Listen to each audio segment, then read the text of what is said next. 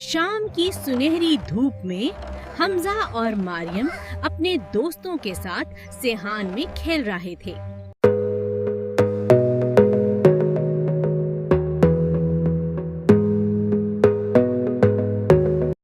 سیحان کا بڑا درخت اور اس پہ لگا پیارا جھولا جھولا سب کا سب۔ بچوں، مغرب ہونے والی ہے، اندر آؤ اور درخت کے نیچے بالکل مت رہنا۔ جی امی۔ سب بچوں نے جی امی کہا، مگر بلال نے حمزہ کو آنکھوں ہی آنکھوں میں روکا۔ یار بس ایک اور منٹ۔ سب اندر جانے لگے مگر حمزہ کی بال درخت کے نیچے جا گری۔ حمزہ جلدی کرو پلیز۔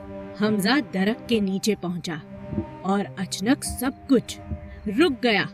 ہوا بند تھی، پتے ہلے نہیں، مگر جھولا خود ہل رہا تھا۔ ابھی ایک ٹھنڈے ہاتھ نے حمزہ کے قدم پکڑ لیے۔ کہاں جا رہا ہے؟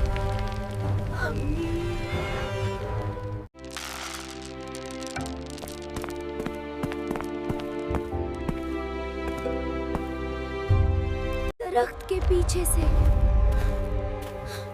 وہ نکلا جو دکھتا نہیں تھا، تھا ضرور۔ حمزہ بولنا چاہتا تھا مگر زبان جیسے بند ہو گئی تھی، اور مریم وہ بھی۔ تم ڈرے نہیں؟ مجھے صرف اللہ کا ڈر ہے۔ امی نے آنکھیں بند کی اور آیت الکرسی پڑھنا شروع کر دی۔ اللہ الہ الا هو الحی القیوم۔ ٹھیک ہے، جاتا ہوں۔ آیت الکرسی کی طاقت کے آگے جن کا کئی زور نہیں چلا اور وہ غائب ہو گیا۔ امی، میں نے آپ کی بات نہیں مانی، مجھے معاف کر دو۔ بیٹا، اللہ نے بچایا، اب ودا کر دو۔ Hurry up everyone, let's get inside. Come on, faster. وہ سچ میں تھا۔ اللہ ہمیں اپنی حفاظت میں رکھ۔ فاطمہ زور زور سے پڑھو پلیز۔ اندر والی حالت بھی کچھ الگ نہیں تھی۔